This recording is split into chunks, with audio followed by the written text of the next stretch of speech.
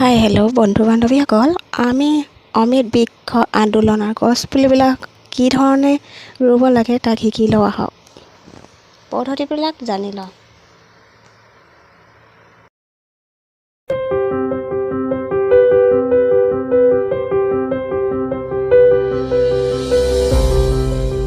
অমৃত বৃক্ষ আন্দোলন। আহক এই ভিডিঅ'ৰ জৰিয়তে আমি গছপুলি ৰোপণৰ পদ্ধতিবোৰ শিকি লওঁ। পদক্ষেপ 1, উপযুক্ত গছপুলি বাছনি কৰক।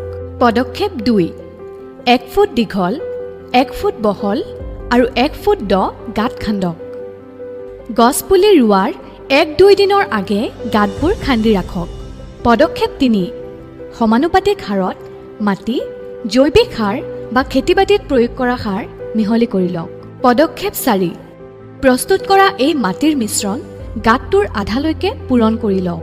পদক্ষেপ 5, শিপাই কষ্ট নোপোৱাকৈ আৰু পলিবেগবোৰ কাটি সুবিধা হোৱাকৈ ব্লেড বা কটাৰী ব্যৱহাৰ কৰক।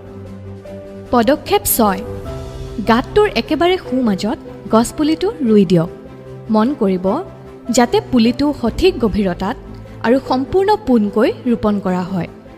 পদক্ষেপ 7, বাকী থকা জৈৱিক সাৰ মাটিৰ মিশ্ৰণেৰে গাঁতটো পৰিপূৰ্ণ কৰি পুলিটোৰ চৌপাশৰ মাটিবোৰ ভালদৰে সিঁচি পুতি দিয়ক।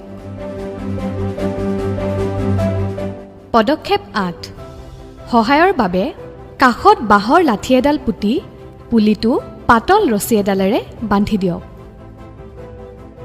পদক্ষেপ 9, ৰোপণ কৰা পুলিৰ চাৰিওফালে মাটিৰে ঘূৰণীয়াকৈ চক্ৰ আকাৰৰ ঢিপ এটা তৈয়াৰ কৰক আৰু তাত পানী দিয়ক। পদক্ষেপ 10, পুলিটোৰ সুৰক্ষাৰ বাবে ইয়াৰ চৌপাশে জাল, বেৰ বা সাৰ, চিমেণ্ট, শস্যৰ থৈলা আদি ব্যৱহাৰ কৰক।